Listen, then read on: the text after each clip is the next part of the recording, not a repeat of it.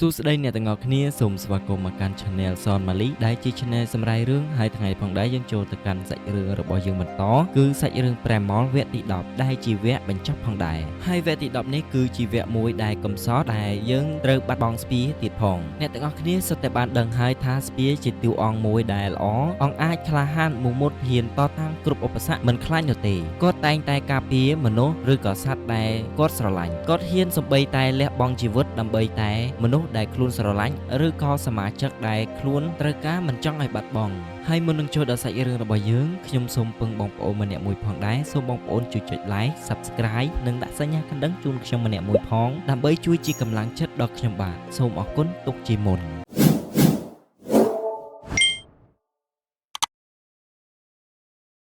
សាច់រឿងចាប់ផ្ដើមដោយមានតួអង្គបរិសចំណាស់ម្នាក់និងក្មេងប្រុសម្នាក់គាត់កំពុងតែឈរដាក់ដៃទៅលើជញ្ជាំងថ្មនិងយកដីផ្លុំដើម្បីឲ្យជាប់ស្នាមដៃរបស់ពួកគេទាំងពីរនាក់បន្ទាប់ពីពួកគាត់ទាំងពីរនាក់បានផ្តិតស្នាមដៃរបស់គាត់នៅលើជញ្ជាំងថ្មរួចពួកគាត់ទាំងពីរនាក់ក៏បានអង្គុយចុះនិងមើលមុខគ្នាហើយតួអង្គទាំងពីរនាក់នេះគឺជាតួអង្គស្ពានិងឪពុករបស់ស្ពាកាលដែលពីស្ពានៅតូចគាត់រស់នៅជុំគ្រួសាររបស់គាត់ដោយមានឪពុកមើលថែប៉ុន្តែគាត់គ្មានម្ដាយនោះទេពីរនាក់ឪពុកកូនគេកំពុងតែអង្គុយមើលមុខគ្នាដោយមនោសញ្ចេតនានៃក្តីស្រឡាញ់ក៏ស្រាប់តែឮសំឡេងខ្លាក្រហឹមពីអ្នកឪពុកកូនគេក៏បានងាកទៅមើលក៏បានឃើញក្រុមខ្លាមួយហ្វូងកំពុងតែដើរចូលមកក្នុងកុលសម្ព័ន្ធរបស់ពួកគាត់ឪពុករបស់ស្ពាគឺជាតួអង្គមួយដែលអង់អាចក្លាហាននិងមានកម្លាំងមហិមាទៀតផងឪពុករបស់ស្ពាបានឃើញខ្លាមួយខំគ្នារបស់គាត់ក៏បានទាញព្រួញយកទៅចាក់ខ្លានោះសម្លាប់ទោះបីជាឪពុករបស់ស្ពាខ្លាំងប៉ុណ្ណាក៏ដោយប៉ុន្តែនៅពេលនេះគឺក្រុមខ្លាវាចូលមកច្រើនពេកគាត់ពិបាកក្នុងការទប់ទល់ផងដែរ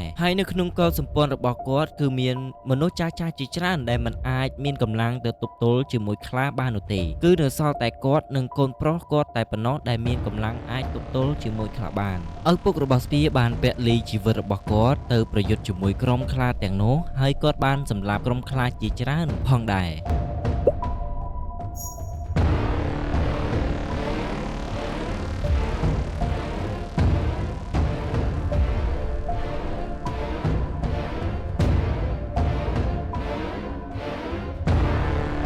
ស្ពាឃើញឪពុករបស់ខ្លួនត្រូវបានសត្វខ្លាខំគាត់ក៏បានដកយកព្រួយមួយរត់ទៅចាក់លើខ្លានោះវាឈឺក៏បានពន្លែងឪពុករបស់ស្ពាប៉ុន្តែនៅពេលនោះក៏មានសត្វខ្លាមួយទៀតក៏បានលោតមកខំស្ពាអូសទៅខាងមុខឪពុករបស់ស្ពាក៏មិនបង់អង្គយូរដែរគាត់ក៏បានរត់ទៅជួយកូនរបស់គាត់ដោយចាប់កខ្លានោះរត់បណ្ដាច់ខ្យល់សម្រាប់ចោល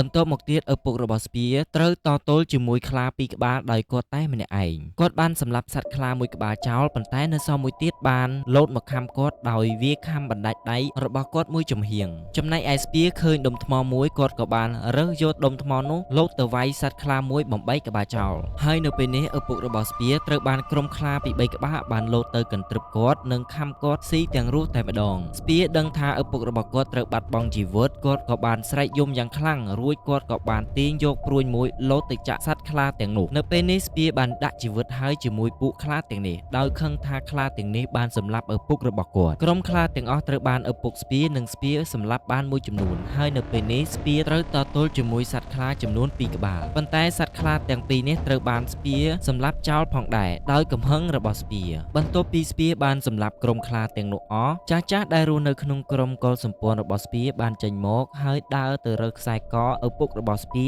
និងបំពាក់ឲ្យស្ពាវាហាក់បីដូចជាការផ្ទេរតំណែងនៅក្នុងការគ្រប់គ្រងកុលសម្ព័ន្ធអញ្ចឹងបន្ទាប់ពីនោះមកស្ពាមានចរិតអង់អាចក្លាហានដោយឪពុករបស់ស្ពាអញ្ចឹងសាច់រឿងទាំងអស់ខាងលើមិញគ្រាន់តែជាការដេកយល់សពរបស់ស្ពាការដែលស្ពានៅវ័យកុមារនោះទេស្ពាកំពុងតែដេកនោះក៏ស្រាប់តែឮសំឡេងមីរ៉ាហៅគាត់ក៏បានក្រោកឡើងមីរ៉ាហៅនេះក៏ព្រោះតែគាត់សប្បាយចិត្ត គាត់បានឃើញទីកន្លែងចាស់ដែលគាត់ធ្លាប់រស់នៅក្នុងកុលសម្ព័ន្ធរបស់នាងមីរ៉ានាងបានឃើញកន្លែងចាស់របស់នាងបែបនេះនាងពិតជាសប្បាយចិត្តខ្លាំងណាស់នាងបានបង្វែរក្បាលទូកធ្វើដំណើរទៅកន្លែងចាស់របស់នាងពេលទូករបស់នាងមកដល់ជ្រាំងនាងរត់ឡើងលើគោកយ៉ាងលឿននិងសម្លឹងទៅមើលដើមឈើមួយដែលនាងចងចាំពីអតីតកាលរបស់នាងពេលនាងសម្លឹងមើលដើមឈើនេះមួយសន្ទុះនាងក៏បានអង្គុយយំដោយក្តីនឹករលឹកពីអតីតកាលរបស់នាងស្ពាបានឃើញមីរ៉ាយំបែបនេះគាត់ក៏បានលោតពីលើទូករបស់គាត់ចុះមកលួងមីរ៉ាពេលស្ពាដើរមកដល់មីរ៉ាស្ពាក៏បានហៅមីរ៉ាថាមីរ៉ា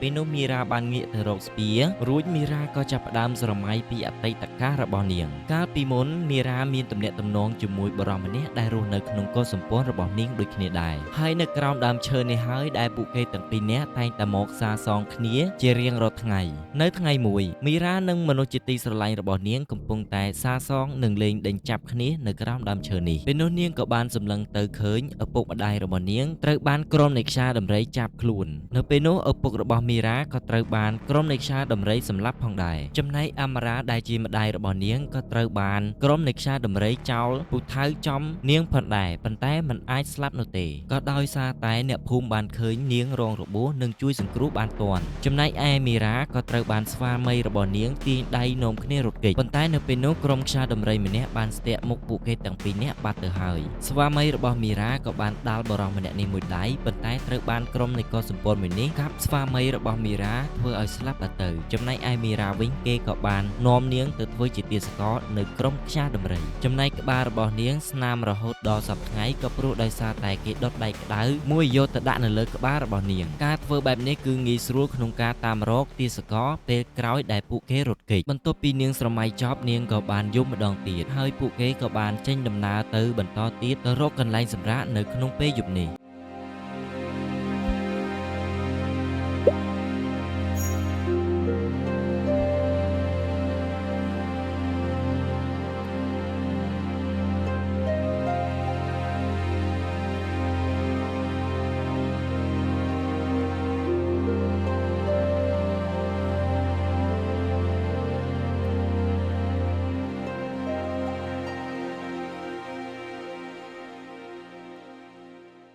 ស្ពាហ្វាងមីរ៉ាបានរកកន្លែងសម្រាកមួយនៅក្នុងយប់នោះគឺពួកគេសម្រាកនៅក្នុងរូងភ្នំនៅយប់នេះស្ពាបានឃើញមីរ៉ាកំពុងតែធ្វើពិធីប្រារព្ធដែលស្ពាតែងតែឃើញមីរ៉ាចំណាំតែធ្វើនៅពេលនេះស្ពាក៏បានដើរទៅអង្គុយជិតមីរ៉ាហើយក៏បានធ្វើរួមជាមួយមីរ៉ាផងដែរ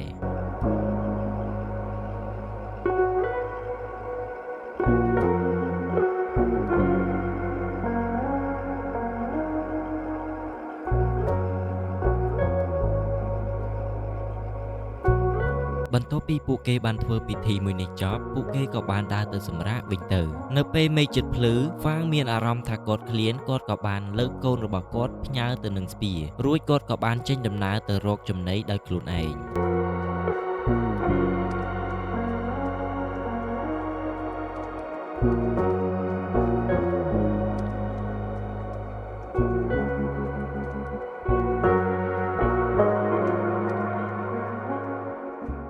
ហ្វាងដើររកចំណីមួយសន្ទុះក៏ទៅប្រទះឃើញមាននារីម្នាក់កំពុងតែងូតទឹកនារីម្នាក់នោះគាត់ងាកឃើញហ្វាងគាត់ស្រែកយ៉ាងខ្លាំងព្រោះគាត់មិនដែលឃើញសត្វដាយនៅសើនោះទេសម្លេងនារីម្នាក់នេះក៏បានធ្វើឲ្យមីរ៉ាស្ពាភ្ញាក់ហើយពួកគេទាំងពីរនាក់ក៏បានរត់មករកសម្លេងនោះពេលមីរ៉ាគាត់រត់មកដល់គាត់បានឃើញនារីម្នាក់កំពុងតែងូតទឹកឲ្យខ្លួនស្រាតលនល់មីរ៉ាក៏បានរត់ទៅហាមស្ពាមិនឲ្យខាំតែតាមពិតទៅស្ពាមិនបានចង់ស៊ីសាច់មនុស្សនោះទេស្ពាគ្រាន់តែការពារនិងខ្លាចលោមនុស្សប្រភេទនេះគឺជាមនុស្សប្រភេទអាក្រក់តាំងពីស្ពាមករស់នៅជាមួយហ្វាងមកស្ពាមិនស៊ីសាច់មនុស្សនោះទេមីរ៉ាកំពុងតែហាមស្ពានោះក៏ស្រាប់តែម្នាក់ស្រីដែលកំពុងតែងូតទឹកនោះហៅឈ្មោះមីរ៉ាបានងាកទៅនោះគាត់ដឹងថានេះគឺជាអាម៉ារ៉ាដែលជាម្ដាយរបស់នាងពួកគេទាំងពីរនាក់ក៏បានអោបគ្នាដោយក្តីនឹករលឹកព្រោះបែកគ្នាអស់រយៈពេលជាយូរមកហើយនៅពេលនោះផងដែរស្ពាក៏បានរត់មកដល់ដោយ3កូនរបស់ហ្វាងទៀតផងអាម៉ារ៉ាគាត់បានឃើញបែបនេះគាត់ក៏បានស្រែកប៉ុន្តែត្រូវបានមីរ៉ាបញ្យល់ណែនាំថា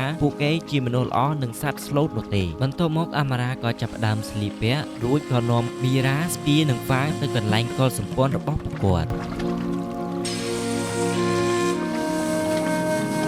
នៅពេលស្ពាយនិងហ្វាងបានធ្វើដំណើរទៅដល់កុលសម្ព័ន្ធមួយនោះក៏ស្រាប់តែធ្វើឲ្យកុលសម្ព័ន្ធនោះមានភាពចលាចលក៏ព្រោះតែដោយសារហ្វាងគឺជាសត្វកាចសាហាវកុលសម្ព័ន្ធទាំងនោះក៏បានស្រែកហៅគ្នាមកយ៉ាងច្រើនមករំពាត់បំរុងសម្លាប់ស្ពាយនិងហ្វាងស្ពាយហ្វាងនិងកុលសម្ព័ន្ធមួយនេះកំពុងតែតឹងសរសៃកដាក់គ្នាហើយក៏ស្រាប់តែមីរ៉ាបានដើរមកដល់និងហាមពួកគេមិនឲ្យធ្វើអ្វីទៅលើស្ពាយនិងហ្វាងនោះទេមីរ៉ាបានបញ្យល់ស្ពាយថានេះគឺជាក្រុមកុលសម្ព័ន្ធរបស់ខ្ញុំហើយក៏ជាបងប្អូនរបស់ខ្ញុំផងដែរនៅពេលនោះអ្នកទាំងអស់គ្នាក៏បានឈប់មានគំនិតអាក្រក់លើគ្នាទៅវិញទៅមកបន្ទាប់មកក៏មានលោកតាចាស់ម្នាក់ដែលជាចាស់ព្រឹទ្ធាចារ្យនៅក្នុងកុលសម្ព័ន្ធមួយនេះបានចេញមកហើយបានហៅឈ្មោះមីរ៉ាថាមីរ៉ានេះគឺជាបងប្អូននៃក្រុមកុលសម្ព័ន្ធរបស់មីរ៉ាទាំងអស់ពួកគេបានឃើញមីរ៉ាត្រឡប់មកវិញពួកគេពិតជាសប្បាយចិត្តខ្លាំងណាស់ក៏ព្រោះតែពួកគេបានបាត់មុខមីរ៉ាជាយូរមកហើយដោយសារតែក្រុមកុលសម្ព័ន្ធនៃខ្យាដំរីចាប់មីរ៉ាទៅធ្វើជាទាសករពេលយប់ក៏ចូលមកដល់ការធ្វើពិធីមួយក៏ប្រារព្ធឡើងក៏ដោយសារតែមីរ៉ាបានត្រឡប់វិលមកវិញពួកគេក៏បានធ្វើពិធីនេះដើម្បីជាការអបអរទទួលសមាជិកថ្មីមកផងនិងអបអរមីរ៉ាមានជីវិតរស់រានមកវិញមករស់នៅក្នុងកុលសម្ព័ន្ធរបស់ពួកគេដោយមានសុខសន្តិភាពគ្មានរឿងអ្វីកើតឡើងតទៅទៀតចំណែកឯស្ពាយវិញគេធ្វើកម្មវិធីអីក៏ដោយគាត់មិនចាប់អារម្មណ៍នោះទេគាត់កំពុងតែឃ្លានគាត់បានញ៉ាំត្រីទាំងឆៅហើយកុលសម្ព័ន្ធទាំងនោះឃើញស្ពាយញ៉ាំបែបនេះគាត់មានអារម្មណ៍ថាចម្លែកក៏នាំគ្នាសម្លឹងមើលទៅកាន់ស្ពាយកំពុងតែបរិភោគត្រីនោះក៏ស្រាប់តែមីរ៉ាដើរមកដល់នៅពេលនេះស្ពាយមានអារម្មណ៍ថាប្លែកភ្នែកខ្លាំងមែនទែនពីព្រោះតែមីរ៉ាបានបដូរសម្លៀកបំពាក់របស់នាងទៅជាឈុតកុលសម្ព័ន្ធរបស់នាងវិញ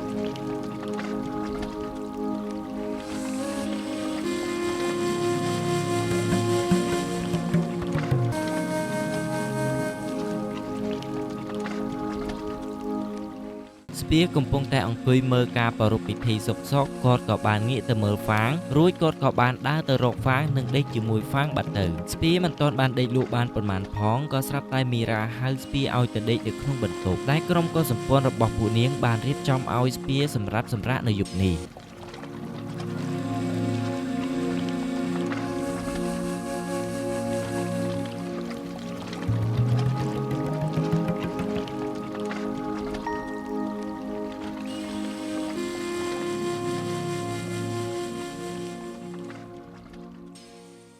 នៅក្នុងយប់នេះស្ពាយដេកមិនលក់នោះទេខួរក្បាលរបស់គាត់ចាប់ផ្ដើមគិតច្រើនឡើងក៏ព្រោះតែមិនដឹងជីវិតរបស់គាត់អនាគតទៅរស់នៅទីណាឲ្យប្រកបនោះទេប្រពន្ធនិងកូនរបស់គាត់ក៏ត្រូវបាត់បង់ហើយអ្នកជំនួសប្រពន្ធរបស់កូនគាត់ថ្មីក៏មិនទាន់មានទៅទៀតគាត់មិនហ៊ានសម្រេចចិត្តថានឹងយកមីរ៉ាធ្វើជាគូអនាគតរបស់គាត់នោះទេក៏ព្រោះថាស្ពាយបានដឹងថាមីរ៉ាក៏មានមនុស្សដែលគាត់ស្រឡាញ់បាត់ដែរហើយដោយដេកមិនលក់ស្ពាយក៏បានក្រោកឡើងនឹងគូរូបបន្ទាប់ពីគាត់គូរួចគាត់ក៏បានសម្រាកវិញនៅព្រឹកឡើងមីរ៉ាក៏បានយកចំណីអាហារមកឲ្យស្ពាយនិងហ្វាងពេលមីរ៉ាបានដើរចូលមកដល់ក្នុងមីរ៉ាបានភ្ញាក់ព្រឺតបានសម្លឹងទៅមើលរូបដែលស្ពាយបានគូកាលពីយប់មិញស្ពាយបានគូរូបអំពីការបាត់បង់ប្រពន្ធកូនរបស់គាត់ដែលប្រពន្ធកូនគាត់ត្រូវបានស្លាប់ដោយសារសត្វដៃណូស័រស៊ីចំណែករូបមួយនេះស្ពាយបានគូអំពីការជួយរំដោះមីរ៉ាអំពីក្រុមកុលសម្ព័ន្ធនៃខ្យាដំរីការដែលតាមជួយមីរ៉ានោះគឺស្ពាយបានលះបង់ទាំងកម្លាំងកាយទាំងកម្លាំងចិត្តទាំងជីវិតដើម្បីជួយមីរ៉ាឲ្យបានក៏ព្រោះតែស្ពាយបានលងស្រឡាញ់ទៅលើមីរ៉ាប៉ុន្តែមកដល់ទឹកដីរបស់មីរ៉ាទើបស្ពាយដឹងថាមីរ៉ាក៏មានមនុស្សដែលខ្លួនស្រឡាញ់ផងដែរ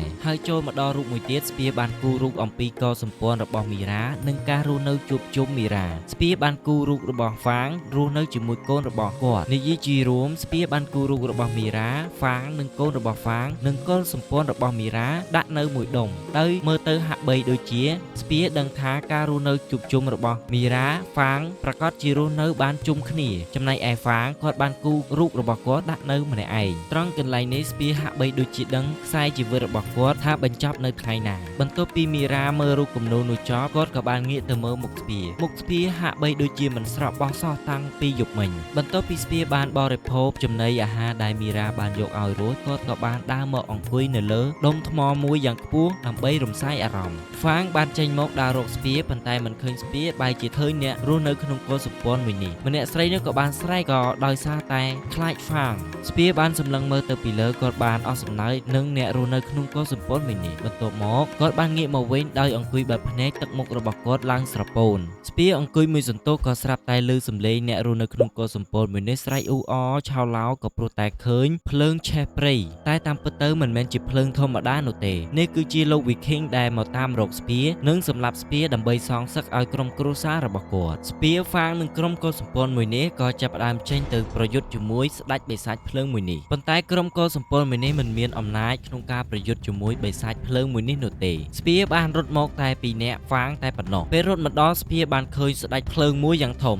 នេះគឺជាលោកវីឃីងស្ពាគាត់ឃើញបិសាចភ្លើងធំបែបនេះគាត់ស្រឡាំងកាំងនិងគិតក្នុងចិត្តថាគាត់មិនដឹងថារស់ឬក៏ស្លាប់ទេនៅពេលនេះលោកវីឃីងបានបញ្ចេញឫទ្ធិអំណាចរបស់គាត់ដោយបញ្ចេញភ្លើងទៅលើស្ពានិងហ្វាងធ្វើឲ្យស្ពាបានធ្លាក់ពីលើខ្នងរបស់ហ្វាងបន្ទាប់មកលោកវីឃីងក៏បានបញ្ចេញភ្លើងដ៏កាចសាហាវទៅលើស្ពានិងហ្វាងប៉ុន្តែត្រូវបានហ្វាងក្រាបផុតស្ពាហ្វាងមិនដឹងថាយកអីទៅទប់ទល់នឹងលោកវីឃីងនោះទេពួកគេទាំងពីរនាក់ក៏បានរត់ឡើងទៅលើកំពូលថ្មមួយយ៉ាងខ្ពស់នៅពេលនេះលោកវីឃីងក៏បានប្រែក្រឡាខ្លួនរបស់គាត់ឲ្យទៅជាសត្វពស់និងវារឡើងទៅតាមស្ពានិងហ្វាងផងដែរ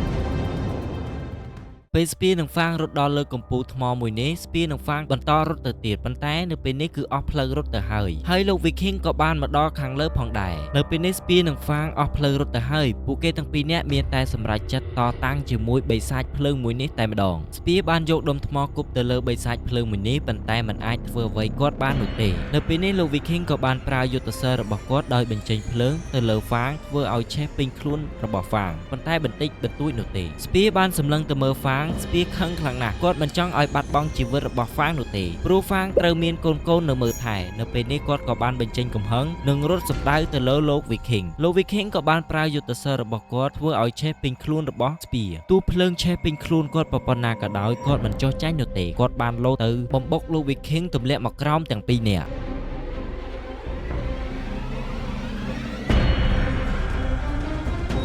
ពេលធ្លាក់មកក្រោមនោះស្ពាក៏បានបន្តវាយលោកវីឃីងផងដែរ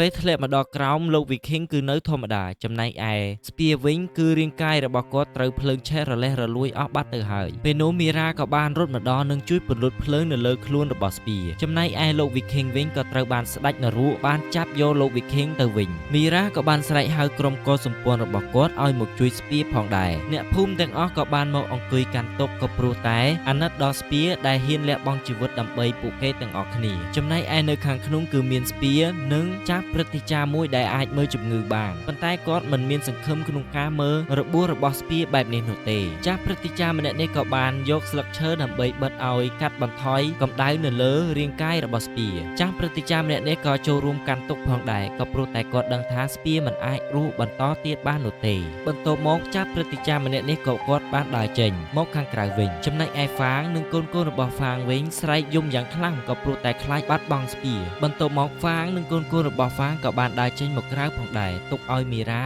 និងស្ពានៅខាងក្នុងតែពីរនាក់មីរ៉ាមិនហ៊ានសម្លឹងមើលមុខស្ពានោះទេដោយភ្លើងឆេះមុខស្ពារលេះរលួយគួរឲ្យខ្លាចប៉ុន្តែនៅពេលនោះក៏ស្រាប់តែឮសំឡេងហៅតិចតិចថាមីរ៉ាក៏បានលុតជង្គង់ចុះនិងសម្លឹងទៅមើលមាត់ស្ពាកំពុងតែស្រែកហៅមីរ៉ាឲ្យមកនៅជិតគាត់នៅពេលនេះមីរ៉ាច្របូកច្របល់ខ្លាំងណាស់គាត់មិនដឹងថាធ្វើអ្វីឲ្យត្រូវនោះទេគាត់ក៏បានសម្លឹងទៅមើលរូបគំនូរដែលស្ពាបានគូនោះគឺរូបគាត់គូដាក់នៅម្នាក់ឯងនៅពេលនេះមីរ៉ាក៏បានសម្រេចចិត្តថានឹងយកកូនជាមួយស្ពាមួយដើម្បីបន្តនឹងស្នងតំណែងវង្សតកូលរបស់ស្ពា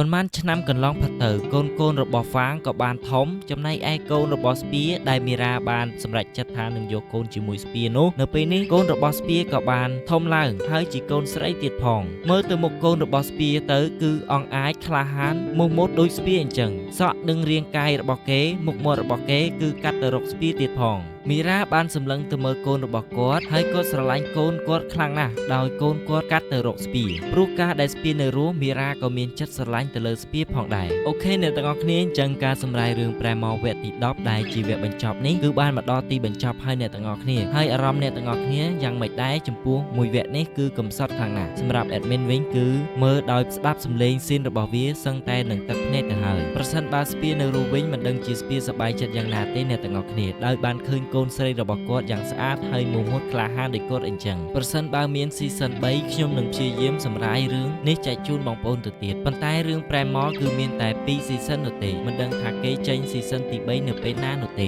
admin ក៏មិនដឹងដែរអូខេអញ្ចឹងការសម្រាយរឿងប្រែមកទាំង2 season ខ្ញុំបានបញ្ចប់ជូនបងប្អូនអស់ហើយប្រសិនបើបងប្អូនចង់ឲ្យខ្ញុំសម្រាយរឿងបែបណាទៀតនោះបងប្អូន comment នៅខាងក្រោមឲ្យខ្ញុំបានដឹងម្នាក់មួយផងប្រសិនបើរកការបញ្ចូលសម្លេងរបស់ខ្ញុំនៅមានចន្លោះខ្វះខាតពាក្យពេចន៍មិនសមរម្យត្រង់ប្រការណាមួយសូមបងប្អូនខន្តីអភ័យទោសដល់ខ្ញុំបាទផងសូមអរគុណជម្រាបលាជួបគ្នានៅវីដេអូក្រោយៗទៀត